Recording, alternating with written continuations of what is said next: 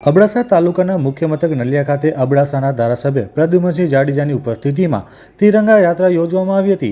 જે યાત્રા અબડા દાદાના સર્કલ પાસેથી કરીને નલિયા બજાર ચોક સુધી યોજવામાં આવી હતી, જેમાં પ્રથમ અબડા દાદાની પ્રતિમાને અને ડૉક્ટર બાબા સાહેબ આંબેડકરની પ્રતિમાને ઉપસ્થિત મહાનુભાવો દ્વારા હારારોપણ કરવામાં આવ્યું હતું અને ત્યારબાદ બજાર ચોક સુધી તિરંગા યાત્રા યોજવામાં આવી હતી અને વેપારી મિત્રોને તિરંગા વિતરણ કરવામાં આવ્યું હતું। આ તિરંગા યાત્રામાં પીએમ જાડેજાની સાથે અમૂલભાઈ ડેઢિયા, જયદીપસિંહ જાડેજા, તાલુકા પંચાયત પ્રમુખ મહાવીરસિંહ જાડેજા, જયદેવસિંહ જાડેજા, પરેશસિંહ જાડેજા, શિવજીભાઈ મહેશ્વરી, સંગીતાબેન ગોસાઈ, નરેન્દ્રસિંહ જાડેજા, પરેશભાઈ ભાનુશાલી, કાનજીભાઈ ગઢવી, પરસોત્તમ મારવાડા, મહાવીરસિંહ અકરીવાડા, વાડીલાલ પોકાર, અરવિંદ શાહ, અજયસિંહ જાડેજા, મામદ સંગાર, રજાક હિંગોરા સહિતના ભાજપના આગેવાનો ઉપસ્થિત રહ્યા હતા અને સરકારી કચેરીના અધિકારીઓમાંથી પ્રાંત અધિકારી વાઘેલા, મામલતદાર બોડાણા, તાલુકા વિકાસ અધિકારી ચૌધરી તેમજ પોલીસ સ્ટાફ, હોમગાર્ડ અને જીઆઈડી સ્ટાફ અને નલિયાની શાળાઓના વિદ્યાર્થીઓ આ કાર્યક્રમમાં જોડાયા હતા।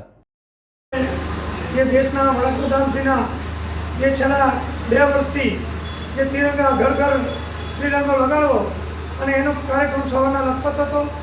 અત્યારે અબડાસા વિસ્તારના તમામ આજુબાજુના ગામોના અને તમામ લોકો બધા સરકારી કર્મચારી, પાર્ટીના આગેવાનો, સરપંચો, તાલુકા પંચાયત, જિલ્લા પંચાયત તેમજ ભારતીય જનતા પાર્ટીના કાર્યકર્તા મોટી સંખ્યામાં અને બાળકો બધા જોડાઈ અને આપણે પ્રાંત અધિકારીથી કરી અને નલિયા જે મેઇન ચોક છે ત્યાં સુધી આપણે રેલી રૂપે અહીંયા આવ્યા અને અહીંયાથી અત્યારે છૂટા પડી છે, જેનાથી એક આપણે દેશની દાજ અને દેશની ભાવના એક રાષ્ટ્રધ્વજ બધાને આપી વિતરણ કરશું હવે અને બધા હાથમાં રાષ્ટ્રધ્વજ લઈ અને આખી બજારમાં આપણે જે રેલી કાઢી એના રૂપે ખૂબ જ મોટી સંખ્યામાં જોડાણા અને દિવસે દિવસે એક રાષ્ટ્ર છે, બોર્ડર વિસ્તારનો તાલુકો છે એટલે બધાને એક કોમી એકતા અને એક રાષ્ટ્રીય ભાવના જાગે એના માટે આ કાર્યક્રમ ખાસ રાખવામાં આવ્યો।